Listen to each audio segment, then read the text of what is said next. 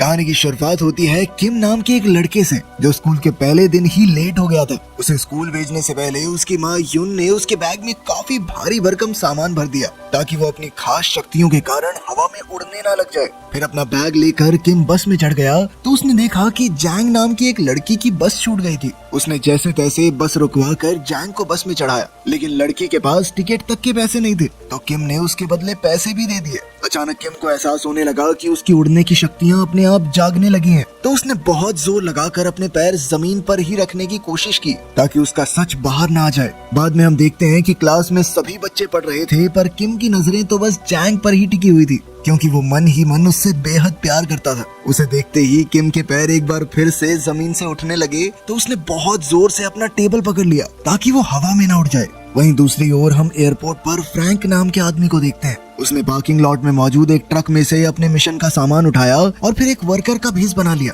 तब ये खुलासा होता है कि फ्रैंक एक सीरियल किलर था जिसे सुपरनैचुरल कंट्रोल एजेंसी ने सोल में मौजूद अद्भुत शक्तियों वाले लोगों को मारने का काम दिया था। स्कूल खत्म होने के बाद सब बच्चे घर वापस जा रहे थे पर तभी ली नाम का लड़का जैंग को रोककर स्कूल की जिम दिखाने ले गया। क्योंकि जैंग स्कूल में नई आई थी इसलिए टीचर्स ने ली को जैंग को स्कूल दिखाने का जिम्मा दिया था। वहीं दूसरी ओर फ्रैंक अपने पहले शिकार जिनचिन के ऑफिस में पहुंचा। जिनचिन तो उसे देखते ही समझ गया कि ये कोई बहरूपिया है। जिनचिन ने उसे अकेले में ले जाकर पूछा कि वो उसका असली नाम कैसे जानता है, तो फ्रैंक ने उसे बताया कि एक कंपनी ने तुम्हें मारने के लिए मुझे यहाँ भेजा है। ये सुनते ही जिनचिन ने गुस्से में आकर अपनी जबरदस्त ताकत से गोल्फ स्टिक को कागज की तरह मरोड़ दिया और उसी से फ्रैंक पर हमला बोल दिया। फ्रैंक ने जैसे तैसे खुद को बचाया मगर जिनचिन ने उसे उठाकर बड़ी जोर से दीवार पर पटककर दीवार ही तोड़ दी। उसी पल अचानक फ्रैंक ने जिनचिन के चश्मे का कांच तोड़ दिया जो सीधा उसकी आंख में जा लगा। फिर उसने मौका देखकर एक पेन की मदद से उसकी छाती पर हमला किया और उसके दिल पर वार करके उसे वहीं मार डाला। आखिरकार उसने जिनचिन की लाश को खिड़की से बहुत दूर फेंक दिया और इसी तरह उसका पहला टास्क पूरा हुआ। फिर वो अपने ट्रक में लौट आया और अपने फोन से मैसेज भेजकर टास्क पूरा होने की खबर दी। उधर किम की माँ यून घर में साफ सफाई कर रही थी। इसी दौरान उसने अपना फोन देखा तो चारों तरफ जिनचिन के खून की खबरें आ रही थी। उधर स्कूल खत्म होने के बाद भी जैंग स्कूल में बैठकर पढ़ाई कर रही थी क्योंकि उसे स्कूल के बाद बेस्ट कॉलेज में जाना था मगर वहाँ की फीस बहुत ज्यादा थी, इसलिए मन ही मन में जैंग ने उम्मीद ही छोड़ दी थी। जब उसके पिता ने उससे पूछा कि तुम्हें पैसों की जरूरत है तो उसने झूठ कह दिया कि नहीं, मुझे तो बस स्कूल यूनिफॉर्म खरीदने के लिए पैसे चाहिए। इसके बाद हम मिनोंग जुंग नाम के एक आदमी को देखते हैं जो नेशनल सिक्योरिटी एजेंसी का डायरेक्टर था। जब उसे जिनचिन के कत्ल की खबर मिली तो उसके असिस्टेंट ने कहा कि ये तो नामुमकिन है, पर फिर भी वो उसकी मौत की खबर को सोशल मीडिया से हटाने की पूरी कोशिश करेगी। मगर मिनोंग जानता था कि शहर के सभी खास शक्तियों वाले लोगों पर खतरा मंडरा रहा है, इसलिए उसने अपनी असिस्टेंट को खुफिया हथियारों की ट्रेनिंग शुरू करने का ऑर्डर दिया। उधर किम की माँ यून ने उसके लिए डिनर बनाया और उसे खाकर किम सोने चला गया मगर वो जैंग के ख्यालों में इस कदर खो गया कि उड़ते हुए छत पे जा लगा। खैर बाद में यून अपने टेबल पर बैठी और एक खुफिया डिब्बे में से अपनी बंदूक निकालकर उसे दोबारा असेंबल करने लगी। असल में उसे शक था कि जिनचिन की मौत की खबर को दबाया जा रहा है और हो सकता है कि वो कातिल बाकी खास शक्तियों वाले लोगों के पीछे भी जाए। इस दौरान यून को अपनी कई साल पहले वाली जिंदगी याद आई जब वो किम को अपनी पीठ पर चढ़ाकर शहर में घूमा करती थी क्योंकि उसके पास रहने को कोई जगह नहीं थी। फिर एक दिन एक सुनसान शेड के मालिक ने उसे रहने को जगह दी। फिर जैसे जैसे समय बीता तो यून ने अपने बेटे के लिए एक बड़ा सा प्ले हाउस बनाया और साथ ही कई सेफ्टी नेट्स भी लगाए ताकि किम अपनी उड़ने की शक्ति को काबू करना सीख सके। पर दिक्कत ये थी कि किम अभी समझ नहीं पा रहा था कि उसकी माँ क्या कहना चाहती है और इसी वजह से उसकी ट्रेनिंग काफी मुश्किल से हुई। पर फिर भी यून ने हिम्मत नहीं हारी और कई महीने की मेहनत के बाद उसने इस शेड को बड़े से रेस्टोरेंट में बदल दिया और उसका काम अच्छा चलने लगा। उसी समय से उसने किम को बाहर खेलने से मना कर दिया और उस बेचारे ने अपना पूरा बचपन टीवी पर कार्टून सुपर हीरोज देखकर ही गुजारा, जिससे उसे लगने लगा कि वो भी एक सुपर हीरो है। अब उसने सबको अपनी शक्तियां दिखाने के लिए अपने स्कूल के दोस्तों को बुलाया और उनके सामने उड़ने लगा। उसे उड़ते हुए देखकर उसके सभी दोस्त काफी खुश थे और किम भी आखिरकार अपना राज बताकर काफी खुश था, पर वो ये नहीं जानता था कि स्कूल के प्रिंसिपल ने उसे देख लिया है। फिर शाम को किम के एक दोस्त ने भी उसकी तरह उड़ने की प्रैक्टिस करने की सोची ताकि वो भी बाकी बच्चों को इम्प्रेस कर सके, पर वो फिसल कर बुरी तरह गिर गया और उसे काफी चोट लगी। इसके बाद यून को स्कूल में बुलाकर किम की काफी शिकायत की गई तो यून को बेवजह ही उनसे माफी मांगनी पड़ी। किम को एहसास हो गया था कि उसकी माँ को उसकी वजह से कितना शर्मिंदा होना पड़ा, तो वो बेहद दुखी हो गया और छत पर जाकर रोने लगा। मगर अचानक उसकी कमर से बंधी रस्सी टूट गई और वो तूफान में उड़ गया। पर तभी ऐन वक्त पर यून ने वहां आकर पूरे जोर से रस्सी को खींचकर अपने बेटे की जान बचाई। फिर अगले दिन सभी बच्चे स्कूल पहुंचे, पर किम और जैंग दौड़ने के बावजूद भी थोड़े लेट हो गए। पर गार्ड ने देखा कि वो कुछ ही सेकंड लेट थे, तो उसने उन्हें अंदर जाने दिया। वहीं शहर में दूसरी ओर फ्रैंक एक पुरानी लाइब्रेरी में पहुंचा और वहां का दरवाजा बंद करके मालिक के सामने जा खड़ा हुआ। उसने मालिक से पूछा कि क्या पहले वो बंक के नाम से जाना जाता था। तो उस आदमी को एहसास हुआ कि वो खतरे में है, इसलिए उसने अपनी बिजली की शक्ति का इस्तेमाल करके सभी लाइट्स बंद कर दी। इसके बाद उसने अपने रेडियो से एक बैटरी निकाली और अपने अंदर मौजूद बिजली की ऊर्जा को जागृत करना शुरू कर दिया, जिससे उसके बाल एकदम सीधे खड़े हो गए। फिर अचानक उसने फ्रैंक पर हमला बोल दिया और उसे बार बार जोरदार बिजली के झटके देने लगा। फ्रैंक ने अपनी जान बचाने के लिए किताबों का सहारा लिया और पलटवार करके बंक के हाथ से बैटरी गिरवा दी। पर जल्द ही उसने बैटरी फिर उठाई और फ्रैंक पर बिजली का जबरदस्त वार किया, जिससे फ्रैंक सीधा छत से जा टकराया। आखिरकार बंक ने अपने डेस्क से एक तस्वीर निकाली और उसे आग लगाते ही फ्रैंक का गला घोंटने लगा। उसने इतने जबरदस्त बिजली के झटके दिए कि कमरे में शॉर्ट सर्किट हो गया। अब फ्रैंक मरने ही वाला था कि ऐन वक्त पर उसने पलटकर बंक को दूर फेंक दिया और एक ही जानलेवा वार से उसका काम तमाम कर दिया। आखिरकार उसका ये शिकार भी मारा गया। फिर उसने बंक के हाथ में वो जलती हुई फोटो देखी तो पता चला कि बंक का एक बेटा भी है। इससे फ्रैंक को काफी दुख हुआ, पर वो जल्द ही इस जगह से निकलकर अपने ट्रक में भाग निकला। उधर स्कूल में जैंग को एहसास हुआ कि स्कूल पहुंचने के लिए दौड़ने की वजह से उसकी यूनिफॉर्म से पसीने की बदबू आ रही थी। इस वजह से वो काफी शर्मिंदा थी और ऊपर से बैंग नाम का एक लड़का उसे परेशान करने लगा। उसने जैंग का स्कूल रिकॉर्ड उठाकर देखा कि वो जिम्नास्टिक्स करती है। फिर वो उसका मजाक बनाने लगा तो ली ने उसे रोककर वापस अपनी जगह पर जाने को कहा। फिर कुछ समय बाद वो जिम में जिम्नास्टिक्स प्रैक्टिस करने गई तो बैंग एक बार फिर उसे परेशान करने लगा। जब ली ने एक बार फिर से उसका रास्ता रोक लिया तो बैंग ने उसे स्कूल के बाहर मिलने को कहा, जिसके लिए ली भी तुरंत तैयार हो गया।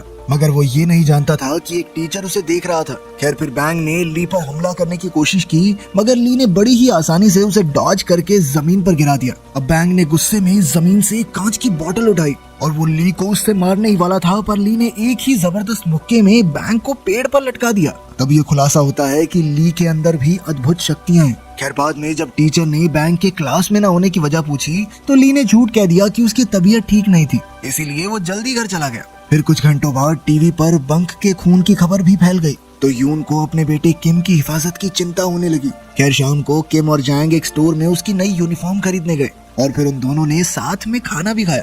वहीं दूसरी ओर फ्रैंक बंक के हाथ से मिली तस्वीर देख रहा था कि उसे अपने अगले शिकार का खात्मा करने के ऑर्डर्स मिल गए। उधर किम और जैंग आपस में बातचीत कर रहे थे और बाद में वो स्कूल में वॉशरूम साफ करने पहुंचे। ये उन्हें पनिशमेंट मिली थी क्योंकि वो सुबह क्लास के लिए लेट हो गए थे। इसी दौरान जैंग की नजर किम की चोट पर पड़ी जो सुबह उनकी टक्कर की वजह से लगी थी। तब जैंग उसके जख्म पर मरहम लगाने लगी, पर उसके करीब आने से किम इतना ज्यादा शर्मा गया कि उसके पैर जमीन से उठने लगे। अब उसने अपनी शक्तियों को छुपाए रखने के लिए जैंग को वॉशरूम से बाहर जाने को कहा, मगर उसके जाने के बाद भी किम अपनी शक्तियों पर काबू न रख सका और अपने आप हवा में उड़ने लगा। फिर अगली सुबह टीचर ने फिर से बैंग के स्कूल न आने की वजह पूछी, पर किसी को इस बारे में कोई जानकारी नहीं थी। ये देखकर ली काफी घबरा गया। स्कूल खत्म होने के बाद जब किम घर लौटा तो उसकी माँ यून ने उसे बहुत डांटा क्योंकि उसने आने में बहुत देरी कर दी थी। उधर फ्रैंक अपने अगले शिकार की तलाश में स्कूल के दरवाजे तक आ पहुंचा। तब सिक्योरिटी गार्ड ने उसे दरवाजे से अपना डिलीवरी ट्रक हटाने को कहा तो फ्रैंक चुपचाप वहां से चला गया, मगर गार्ड को उस पर शक हो गया था, जिसके बाद उसने किसी को फोन किया। इसी तरह कई दिन बीत गए और अब जैंग अपनी टीचर के साथ जिम्नास्टिक्स की ट्रेनिंग कर रही थी ताकि वो बेहतर खिलाड़ी बन सके। इसी दौरान ली छुप छुपा कर जैंग को प्रैक्टिस करते हुए देखता रहता क्योंकि वो भी मन ही मन जैंग को चाहने लगा था। एक रात प्रैक्टिस के दौरान अचानक जैंग का पैर मुड़ गया और वो बुरी तरह गिर गई। उसे देखते ही ली उसकी तरफ दौड़ा, पर उसी वक्त किम भी वहां आ गया, जिसके बाद ली बीच में ही रुक गया। दरअसल जैंग को दर्द में देखकर किम तुरंत उड़कर वहां पहुंच गया था, पर जैंग ने बताया कि मुझे ज्यादा चोट नहीं लगी है और फिर वो वापस से ट्रेनिंग में जुट गई। अब वो किम की मदद से एब्स एक्सरसाइज करने लगी, मगर जैंग के इतना करीब आने की वजह से किम घबरा कर एक बार फिर से ऊपर उड़ने लगा और अचानक दूर जा गिरा। तभी जैंग उसकी मदद के लिए दौड़कर वहां आई। खैर उसी समय क्लीनर ने वहां आकर उन्हें बाहर जाने को कहा क्योंकि आज उसे जिम्नेजियम की सफाई करनी थी। किम ने जैंग से कहा कि वो ठीक है और वहां से चला गया, पर जैंग को कुछ भी समझ नहीं आ रहा था कि वो अचानक उड़कर दूर कैसे जा गिरा।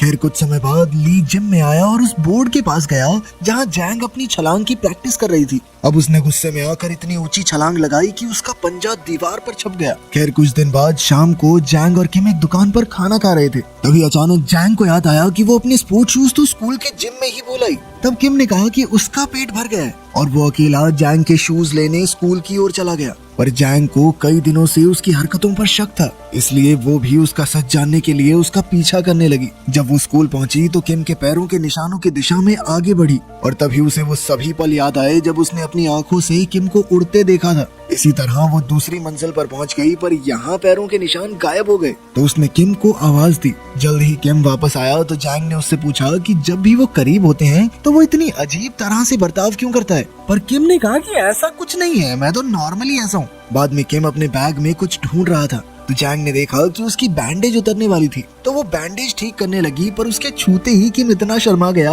कि वो उसी पल हवा में उड़ गया और सीधा छत से जा चिपका। उसे देखकर जैंग हक्की बक्की रह गई, पर अब उसने किम को बचाने का तरीका ढूंढा। वो एक डब्बे के ऊपर चढ़कर किम की ओर कूद गई और उसे खींचकर अपने साथ जमीन पर ले आई। फिर उसने फटाफट किम को उसका भारी भरकम बैग दिया और आखिरकार सब नॉर्मल हो गया। इसके बाद वो स्कूल से चले गए, पर वो ये नहीं जानते थे कि सिक्योरिटी गार्ड ने कैमरास के जरिए ये सब देख लिया था। उधर घर पर यून डिनर बना रही थी और जब उसने देखा कि किम घर आ गया है तो वो दरवाजे पर गई। उसने देखा कि किम के साथ जैंग भी थी तो उसे बेहद खुशी हुई, क्योंकि काफी समय बाद किम किसी दोस्त को घर लाया था। उसने जैंग को डिनर के लिए रुकने को कहा। वहीं दूसरी ओर फ्रैंक एक ब्यूटी सैलून में गया तो उसकी मुलाकात होंग नाम की एक लड़की से हुई। फ्रैंक ने उसे अपना हेयर कट करने को कहा। हेयर कट के दौरान ही फ्रैंक ने कहा कि वो उसकी सच्चाई जानता है। उसने होंग को नाजू कहकर बुलाया, जो कि उसका असली नाम था। ये सुनते ही नाजू ने तुरंत उस पर कैंची से जोरदार हमला बोल दिया, पर फ्रैंक ने भी उसी पल खड़े होकर उसे जमीन पर पटक दिया। तब ये खुलासा होता है कि फ्रैंक का शरीर किसी भी जख्म को कुछ ही पलों में भर देता था।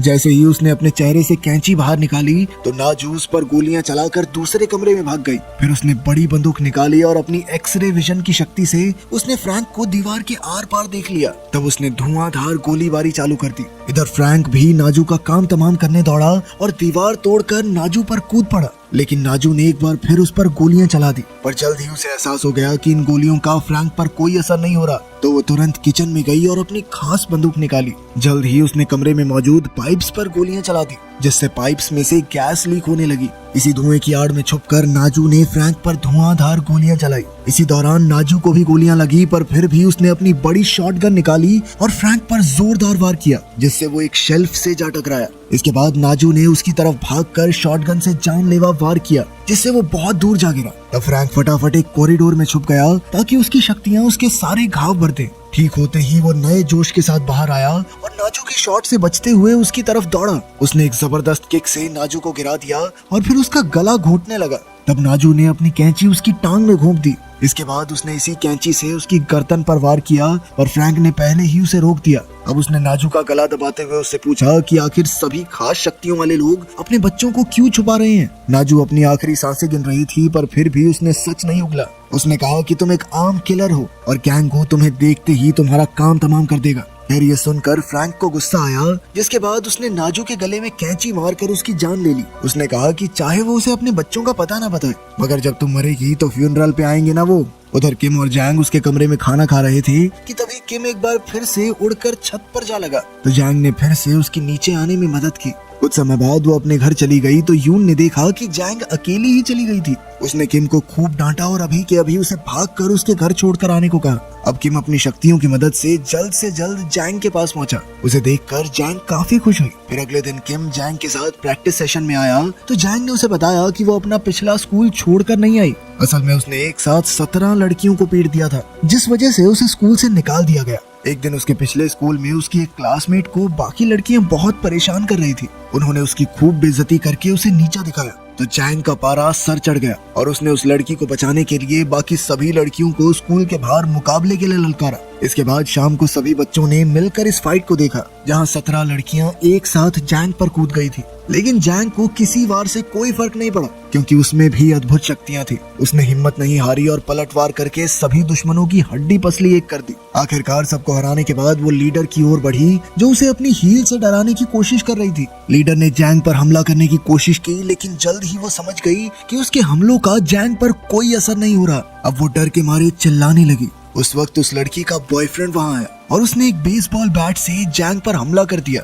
वो उसे जमीन पर गिराकर बार बार मारता रहा, लेकिन फिर जैंग ने एक पत्थर उठाकर लड़के के पैर पर दे मारा और उसी के बैट से लड़के के सर पर वार कर दिया। इस घटना के बाद जैंग को स्कूल से निकाल दिया गया और उसके पिता को मामला सुलटाने के लिए काफी पैसे भी भरने पड़े। उधर नाजू के अंतिम संस्कार पर फ्रैंक उसके बच्चों से मिला, लेकिन उनसे अपनी माँ के बारे में प्यारी प्यारी बातें सुनकर फ्रैंक का दिल टूट गया और उसने उन्हें मारने का प्लान कैंसिल कर दिया। उधर नेशनल सिक्योरिटी एजेंसी आम लोगों से म्यूटेंट्स के वजूद को छुपाने की हर कोशिश कर रही थी। आखिर में हम देखते हैं कि उस बिजली की ताकत वाले म्यूटेंट का लड़का अपने पिता की मौत का बदला लेने के लिए उसके कातिल को ढूंढ रहा था और उसके अंदर भी अपने पिता की तरह खास शक्तियां मौजूद थी। इस सीरीज का पहला सीजन यहीं खत्म हुआ। अगला सीजन अभी आया नहीं है, तो कमेंट्स में नेक्स्ट मत करना, ठीक है। मिलते हैं अगली वीडियो में।